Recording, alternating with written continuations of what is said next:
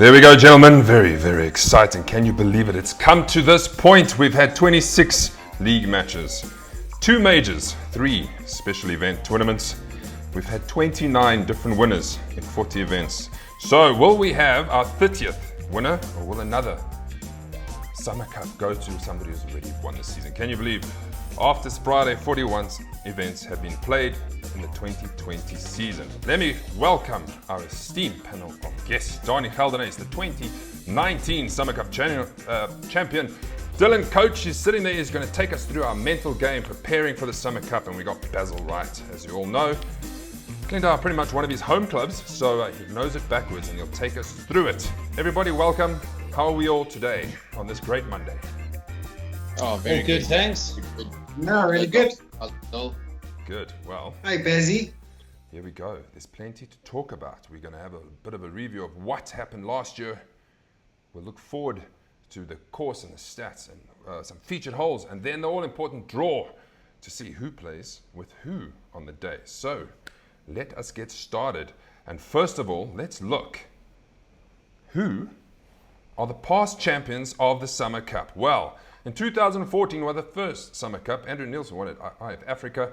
2015, Tim Haslak at Blair Athol. 2016, Andre Kotze at Bryson Country Club. 2017, Nick Roots at CCJ Woodmead. 2018, Richard Stewart at Staines City. And there we go, 2019, Danie Geldenhuys at Glendower. And once again, we're at Glendower to take it on. A great facility, a great course. We've been there in the last 2 weeks, and it is magnificent. There's nothing out of place. Gentlemen, you're really, really going to enjoy it. Before we get started, if you didn't know that Danie won last season, let us take you back to Reminisce with Danie Geldenhuys.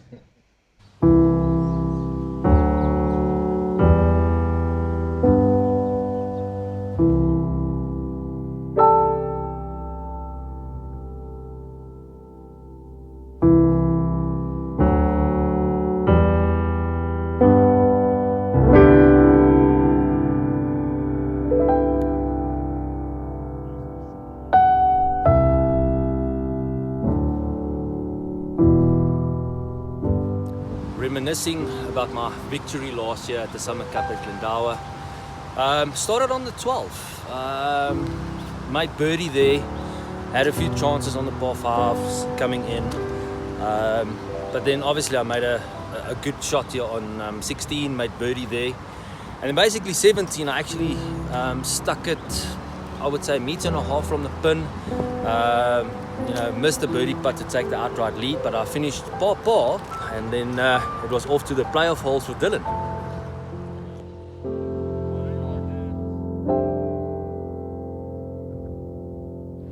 Yeah, standing here on 18, I was lucky enough to walk away with a half on the 9th, which was the first playoff hole. Obviously Dylan took first tee shot here, and he hit it actually right of the bunkers into a little bit of trouble.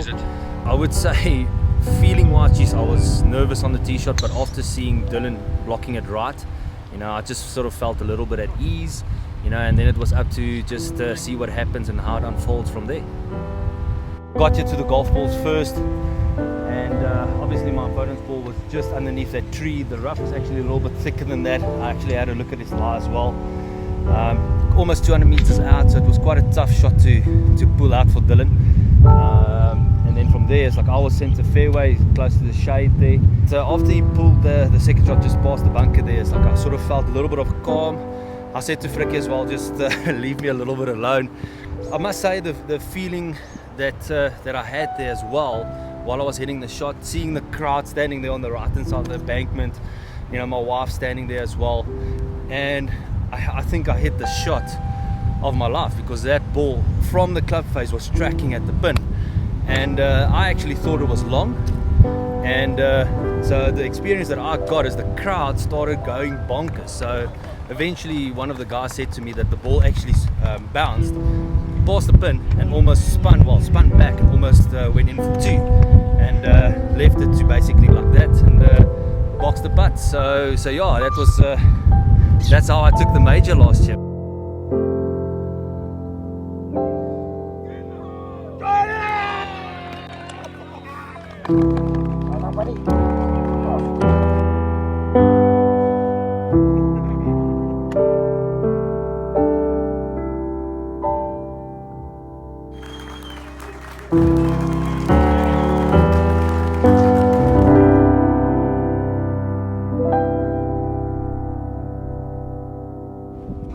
If that doesn't bring a tear to your eyes, I don't know what will. There's one for you for your highlights reel, Danie. How's that? No, thanks, Maz. I just wanted to say to all the boys, I did ask for different music, not the piano ones. So I'm sorry I made some of you boys cry there. Wasn't It's a the intention. documentary. We have to try. Thanks to Kobus Skuman for the footage that he shot for us while he was following you on the tee box and through the fairways. Always makes a difference when we have some extra stuff. But yes, there it is. The story of Danie Geldenhuys winning in 2019. Danie, quickly, take us through the feeling of all the players standing you when this putt went in. Yeah, I think for everyone, it's going to be the closest that you get to like a PGA Tour type of vibe. Coming into the clubhouse with all the crowd standing there cheering you on. Friends and loved ones standing there. So. It was really special, obviously. It's like I said, it's like the cheering on the day. It's like especially with the second shot, into the green. With a normal round of golf, you don't experience that. Basil, is the closest one from all of us that's experienced that. It's like, at tour events. So, no, it was really honest. Add to it. Yeah, guys, let me tell you, even Danie just experienced that. It gives me goosebumps to just, at every single level, like at every level of golf, just there is that sensation and that adrenaline, and you play the game for the purpose, for that moment of holding out, getting it close, knocking it in. That's why I play golf, and just watching that video just brings so much emotion into this week. Yeah, I must admit it's quite motivating to watch. So, great. Just a thrill. Well, we're glad you enjoyed it. Dylan, big week for many of us. It's the last tournament. Many want to win this. What type of mindset? And probably tell us the mindset that you're giving the players that you are coaching, because they're winning everything at the moment. Give us some insight. Give the guys watching some motivation. Yeah, just a couple of things before I get into that. Danie skipped over his par at the 18th hole before the playoff. If I'm not mistaken, it was from the fairway bunker, I think it was. Danie in regulation play. In regulation play, his tee shot in that fairway bunker. And he hit an unbelievably good shot. Arguably a better shot than he hit in the playoff from that fairway bunker. And, salvaged the par to force a playoff. And that's the kind of situation that if you're not thinking clearly, it can go horribly wrong. So I'll try and get a bit of advice and that over to the guys, but maybe they should be phoning Danie this week and saying, Danie, what's going through your mind? But no, look, overall, what I generally teach is that things mustn't change. So, this is a big event. You want to try. It's much easier said than done, but you want to try and adopt the same mindset and the same body language and the same thought process and the same swing rhythm as you would on a Tuesday morning or on a Thursday afternoon or 9 holes by yourself. The same pace of play, the same decision making, the same swing rhythm. If you can try and execute that when you're feeling under pressure, or get as close to it as possible when you're under pressure, then things will go a lot better than you think. I think the big mistakes people make is they feel under pressure. They're not used to being under pressure, so they feel their body is different.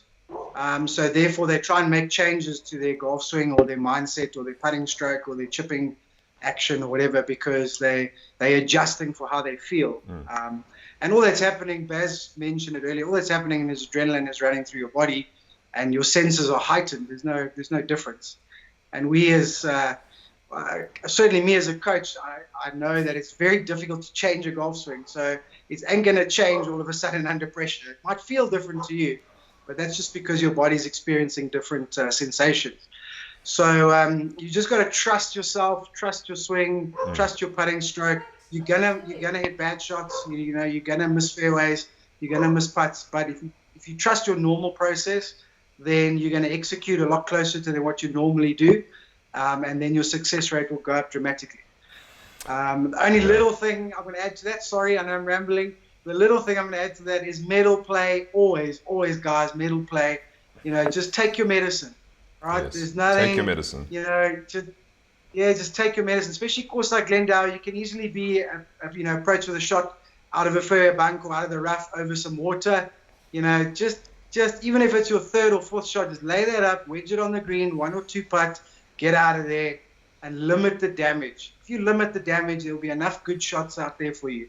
So, that's all I have to say about that. Valuable information from Coach Dylan, and yes, I, as many of you, would like to be in that position to win it, even if it's the ultimate position where it's the last part of the tournament. But there's 60 players. Nobody knows who's going to win it on the day. So let the best man win. Yes, Danie.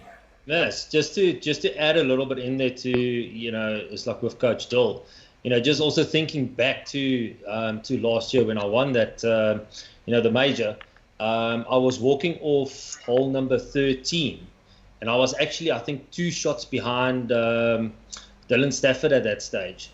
And I just walked up to Fricky on the 14th tee box, and I said, it's like, today I'm taking this, and, like Coach Dill said, it's like from there, I just picked myself up. I was positive.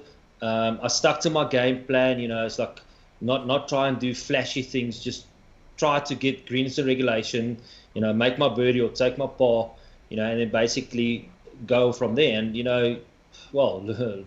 look what happened. It's like I took it on the second playoff hole. So, yet again, it's like the guys playing there.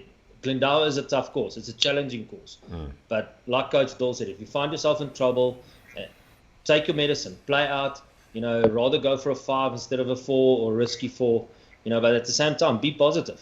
It's like at the end of the day, it's like anything you can set your mind to you can achieve. So, yeah. Let's see, maybe you can take it twice in a row. Right, before we get into things, it's very important that we have a quick look at how the player rankings are standing with only 1 event to go. Now, Frikkie Barnard is leading the pack on 130.4 average, having played 16 events to get into this part of the player of the season. Luki Janssen just behind him on 126.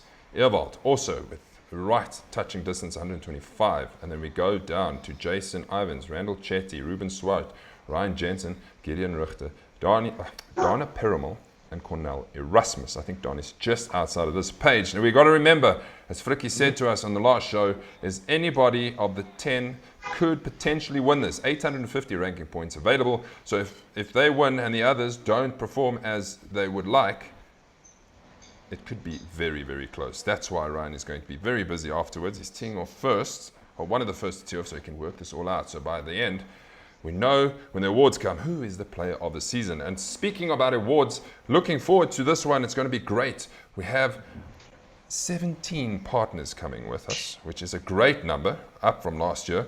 We've probably got most of us staying, so it's going to be a great awards, a good time to celebrate. And then when we finish with awards afterwards, it's a Friday, so we can enjoy a couple of drinks at the clubhouse before we head off. Okay, so let's get into the nitty-gritty of things. Basil, I'm going to put the scorecard up, and you can go through that and pick some of the parts of the courses where we should really focus on and try and avoid mistakes. All right, fantastic. Guys, using your handicaps to your advantage around Glendower is crucial. Most of the par 5s you guys will stroke, so second hole, 8th hole, 13 and 15. You guys just need to find fairways there. Don't be scared to, again, just find fairways, play it in 3, walk off with your par. If you make the birdie, good on you. The par 3s are highly competitive, guys, so I'll just urge you to find middle of the green, play a positive yardage, try not to get into trouble too much. And also, the unfortunate part about the par 3s at Glendower, they're highly intimidating. So just knuckle down, keep your head down, and trust your number. Good. The par 4s are pretty straightforward. Just play your strokes, guys. It's a medal round of golf. Just keep in play. Make sure you're at least putting for pars, and keep it nice and tidy, gents. Okay, so we went out and did some featured holes. We've got 3 featured holes for you to enjoy. We're going to start with Basil. You were on the par 5 second, and this was Basil's featured hole for the tournament. My featured hole is the second hole for the Summer Cup.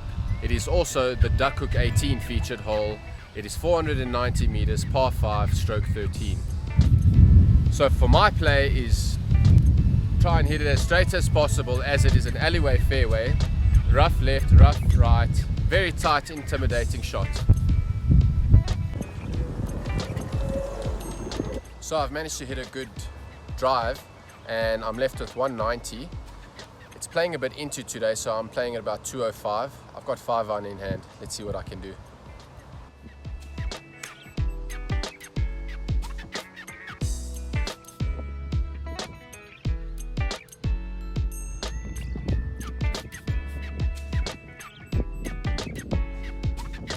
That's how it's done. Made that look very easy, Basil. Made that look very easy. Was that an eagle? That was an eagle. Can you believe it? Huh. Well, he shouldn't. He should make eagles on such a short par 5 for him.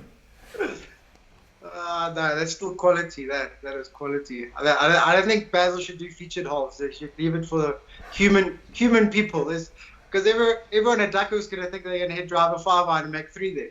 Yeah. We're saving broadcasting time, Dill. Got to keep it short and sweet, but Yes. Save some shots. Yes.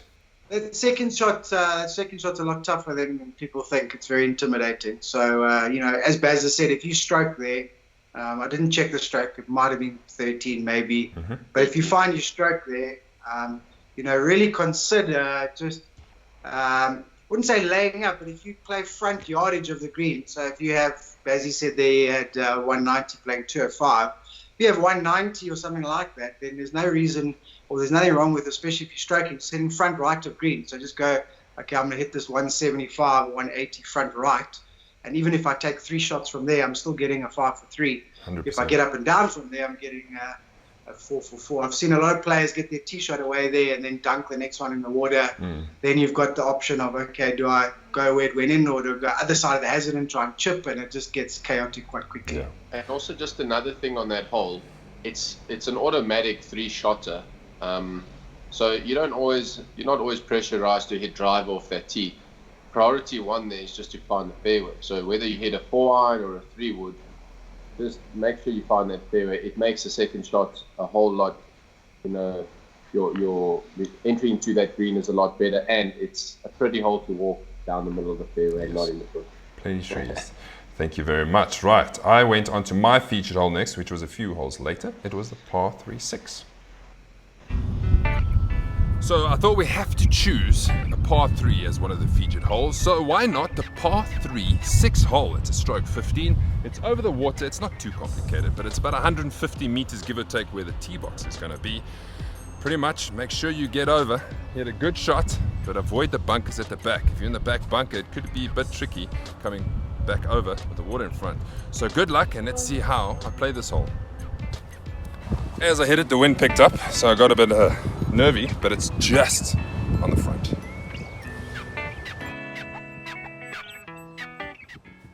As I was saying, there was that gust of wind, so I pitched, rolled back, very lucky not to go into the water. So now I'm just going to hope to pitch it close, see what happens. Run out. Run out. Run out. Not too bad. Make a par. I think we'll be happy with that.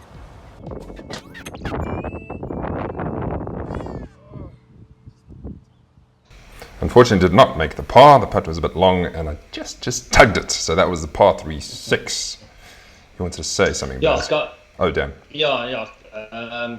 Guys, for all the guys watching that's going to play as well. My experience is that green is the most difficult green of the whole course. There's a little bit of a bowl, sort of center that slopes down to the water, and then you've got a raised sort of portion of the green on the right. So all depending where that pin is, you can have a very tricky putt. So, my advice to the guys is if the pin's on the left, you rather don't go more than center of the green on the right, because it is a difficult green, and that as you saw my putt there on the day, that putt turned literally almost 2 meters from right to left. So you can get such a bad putt there. So guys, good luck on that hole, but try and get it as close to the hole as possible.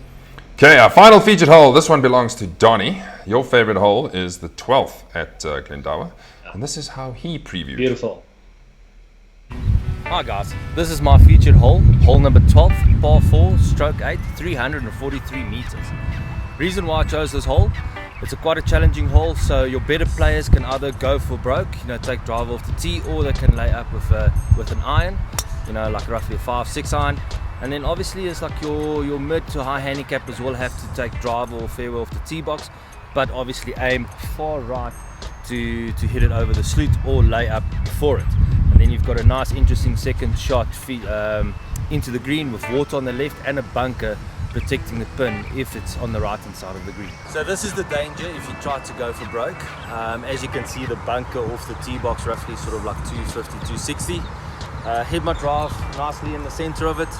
Got roughly 78 meters, 75 meters to the flag, so let's see how it goes. Not too bad shot out of there, I'll take it.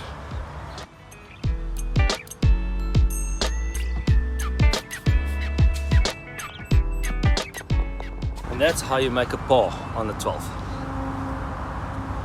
Easy game for some, easy game for some. Not so easy for others. But yes, great hole. That bunker shot was fantastic. You really clipped it off there perfectly. And it wasn't the only bunker shot that you hit like that, Danie, on that round. So at least your bunker play from the fairway is top notch. Okay, everybody, those are your featured holes.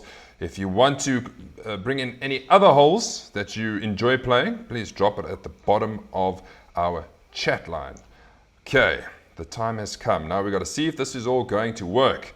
The draw for the Summer Cup and who's going to play who. So how it works, as mentioned, there's a few players that have automatic spots in the draw. So this is the first tee, starting at 11:50 with 9-minute intervals. We have 12:02, Fats and Ryan are going to tee off earlier so they can get done and start planning the after show activities.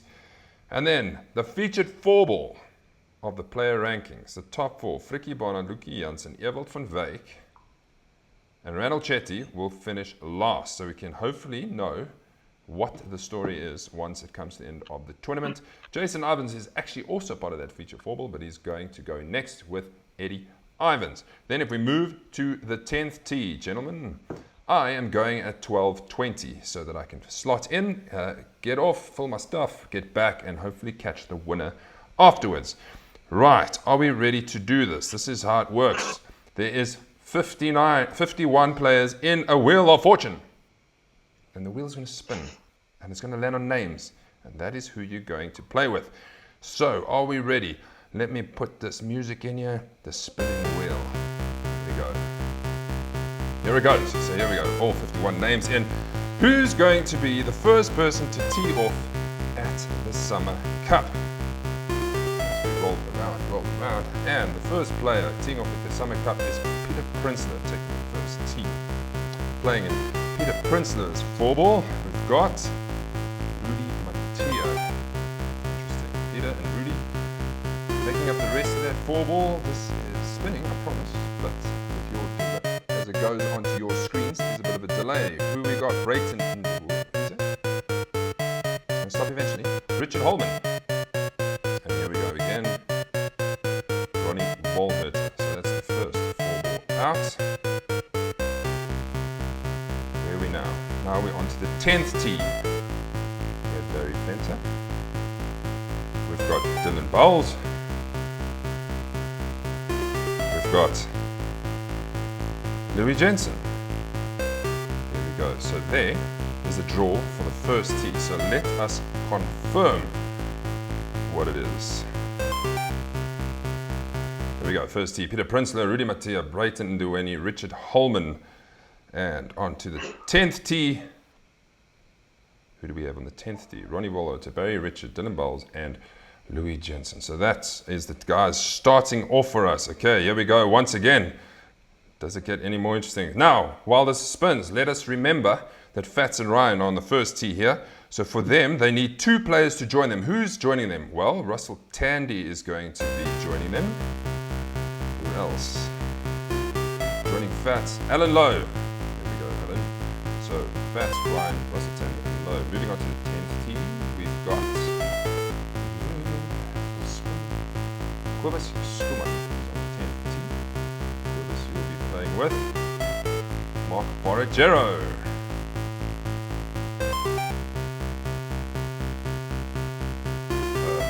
Dorian free. I feel like a game show host here, must be honest. And finally, making up the rest of that 4-ball is, who is it? Janko Dreyer, also new to this season. So, he got in because he had a two top 5 finishes. Fats Collins, Ryan Jensen, Russell Tandy, Alan Lowe make up the next tee box. Are we ready for this 10th tee? Quibus, Mark Bargera, Dorian Khoury, and Janko Dreyer. Okay, let's continue with the draw for the next one. So this is all 8 guys coming out. Will it be Danie? Will it be Dylan? Or will it be Basil that come out next? No, it won't be. Robert Michael.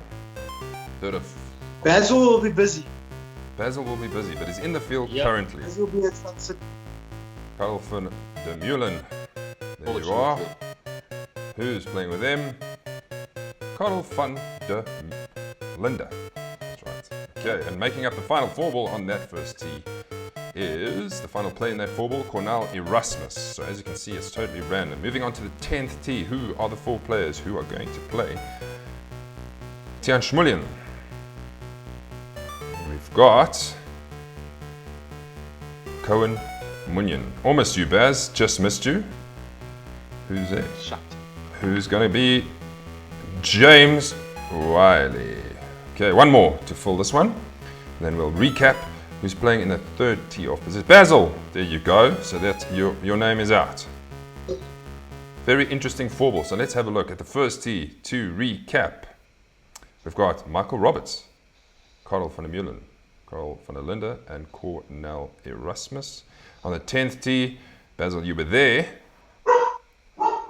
Jan Schmullian, Cohen Munyon, James Wiley, and Basil Wright. Boys, you're still with me? Is everybody still with me? Yeah. Yeah. All good. All Okay, good. here we go. Right, moving on to the 12-20. So on the first tee box, I have 4 guys, and then 3 guys who are going to play with me. The music is interesting, so let's just keep that music to. Whoop, it's a different music. We'll go with this one.